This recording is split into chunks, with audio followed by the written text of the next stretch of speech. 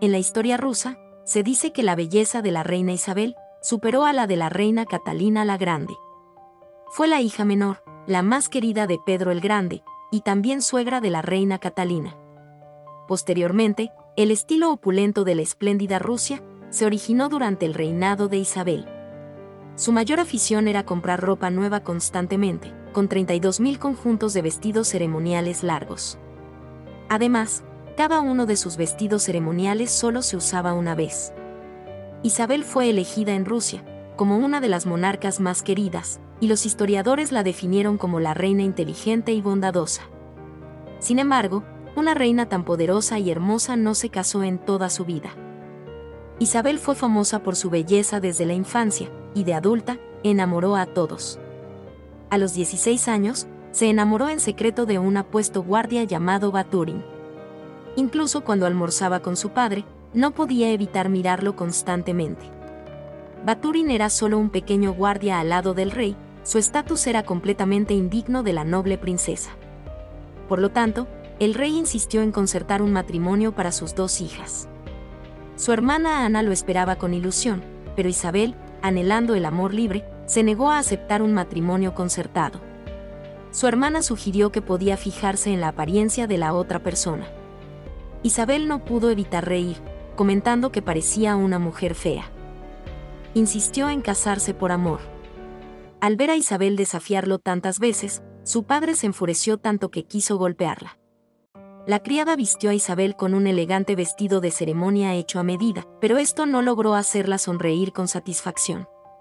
Sonrió siniestramente. Cayó la noche y el príncipe Holstein entró lentamente.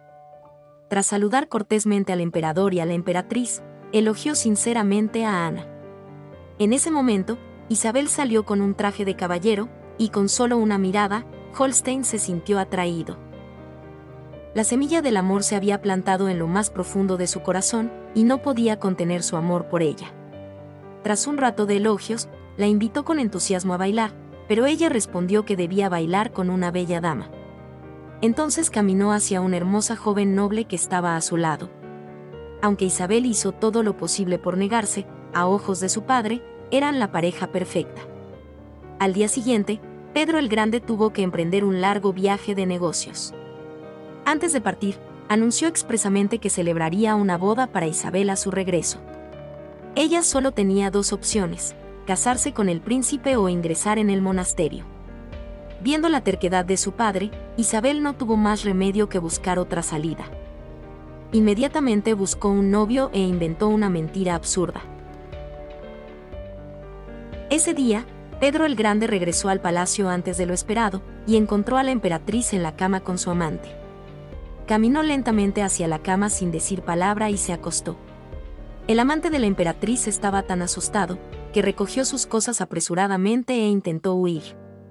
Estaba tan asustado que se orinó en los pantalones. Después, el emperador ajustó con cuidado la ropa de la emperatriz, la agarró del pelo y la arrastró por el suelo. La emperatriz sabía que había cometido un error. Asustada, se arrodilló en el suelo, suplicando a su esposo que la perdonara. Pero Pedro no dijo ni una palabra y buscó con calma el testamento. No se conmovió y, furioso, lo rompió en pedazos. El emperador estaba tan furioso que cayó enfermo en cama. Sus hijas y nietos corrieron a visitarlo al enterarse de la noticia.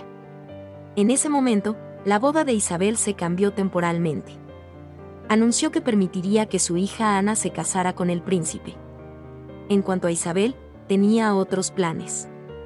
Por otro lado, la emperatriz estaba extremadamente inquieta. Justo cuando estaba preocupada, Pedro el Grande envió a alguien a traerle un regalo. La emperatriz pensó que la habían perdonado y sonrió con suficiencia. Pero cuando abrieron la tapa de la caja, no pudo evitar vomitar. Al mismo tiempo, el rey sabía que no le quedaba mucho tiempo de vida. Llamó a sus subordinados para que reescribieran su testamento, y una voz pronunció lentamente el nombre de Isabel. Aún no había amanecido, pero Isabel se despertó con las campanas. Inmediatamente se levantó de la cama, y corrió descalza a la habitación de su padre.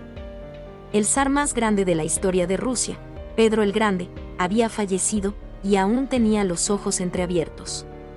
Alguien ordenó revisar bajo la almohada para ver si había un testamento. Su esposo acababa de fallecer, y su esposa, Yekaterina, reveló de inmediato su ansia de poder. Ella y los ministros conspiraron para buscar el testamento junto al cuerpo del gran emperador. Los guardias detuvieron a Isabel, diciéndole que no podía entrar. Yekaterina le dijo fríamente que regresara a su habitación, porque los ministros afuera lo observaban todo. Al entrar, Isabel no podía creerlo. Murmuró que quizás su padre solo estaba enfadado con ella, porque siempre que lo estaba, solía quedarse allí tumbado. Yekaterina era como una extraña ante la súplica de su hija, pues lo único que vio fue el testamento. Sin embargo, aunque revolvió toda la habitación, no lo encontró por ningún lado. Furiosa, la agarró del brazo y le preguntó si lo tenía. La razón era que hacía 3 días, Pedro le había contado algo en secreto. Entonces, con crueldad, le dijo que, aunque el testamento estableciera que ella era la única heredera, era completamente inútil. Le dijo que desistiera de esa idea y continuó buscando el testamento. Creyendo que estaba debajo de la almohada, perdió la razón y levantó el cuerpo de Pedro el Grande.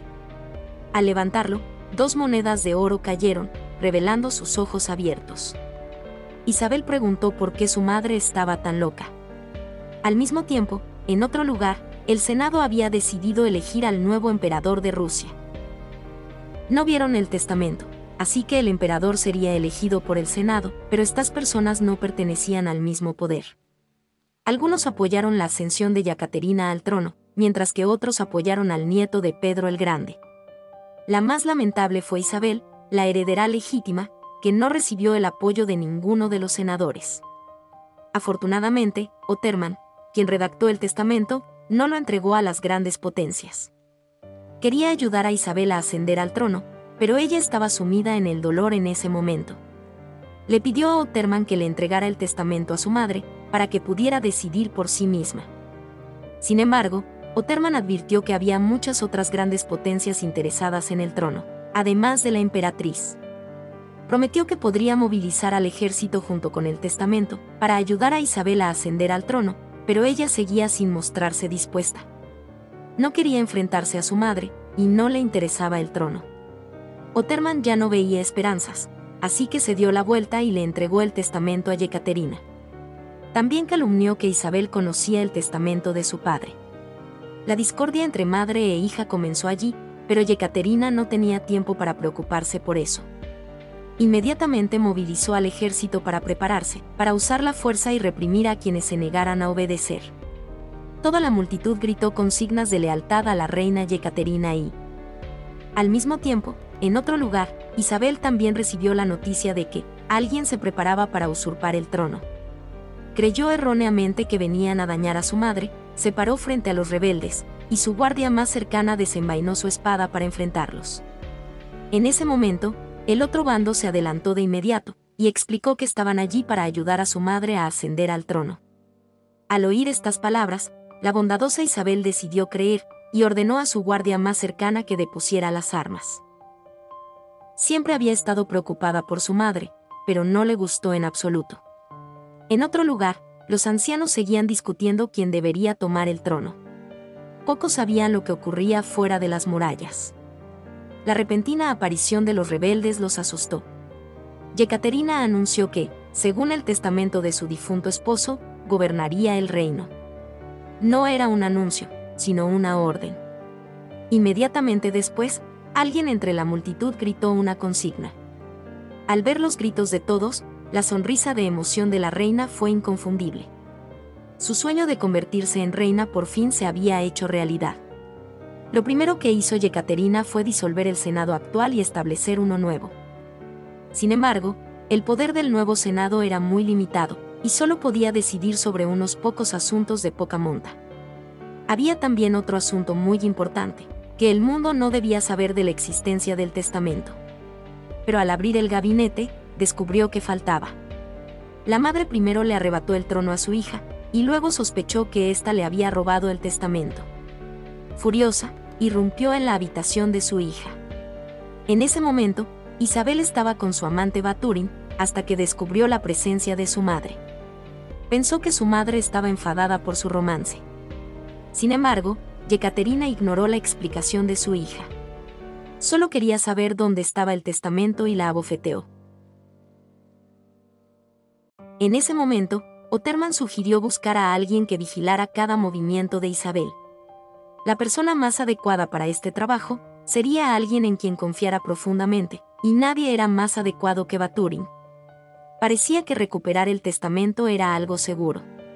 Primero, arrestaron a Baturin por traición, luego le ordenaron vigilar a la princesa.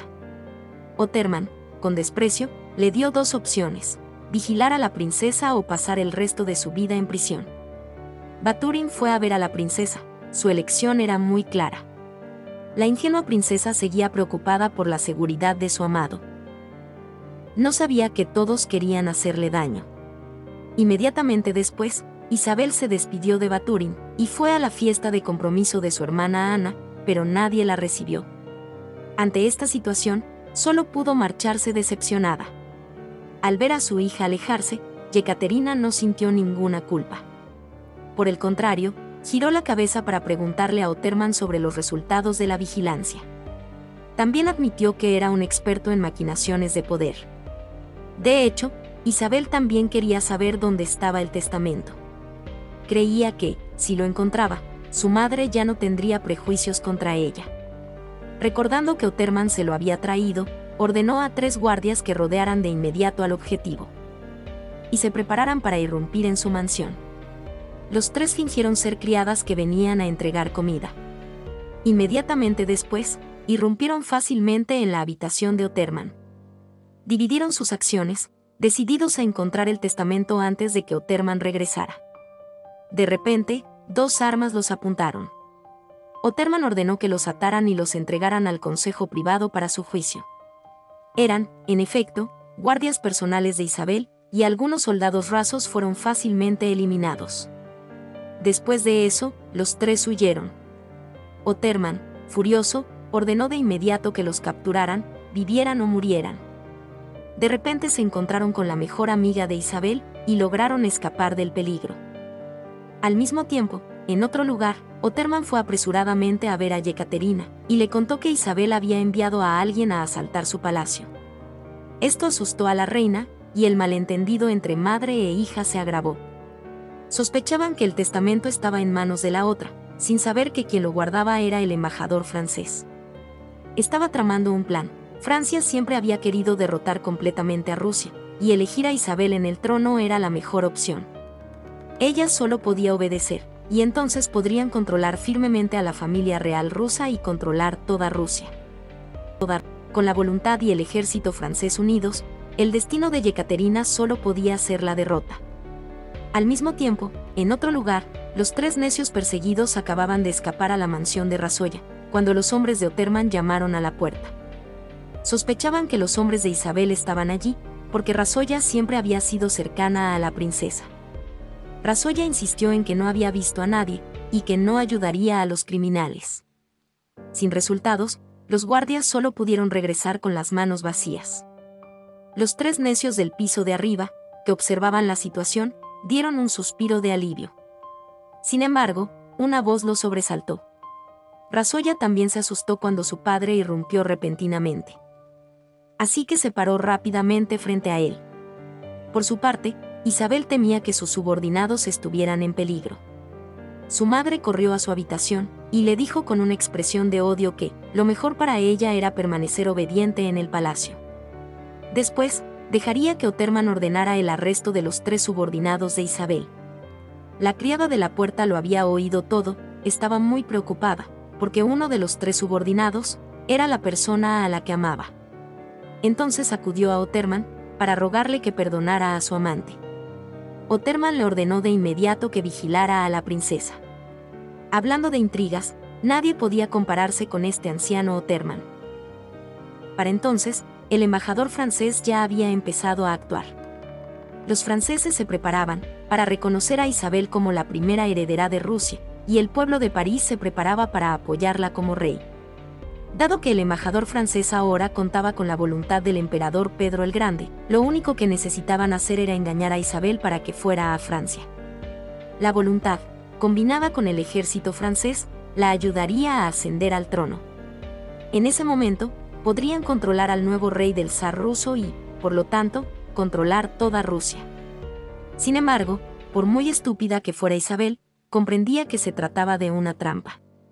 Como hija de Pedro el Grande, no traicionaría bajo ningún concepto al zar ruso, y mucho menos a su padre. En el acto, cambió el nombre del espía francés y ordenó su arresto. Pero Baturin dejó ir al otro, pues no se decidía. Solo podía informarle primero a Oterman.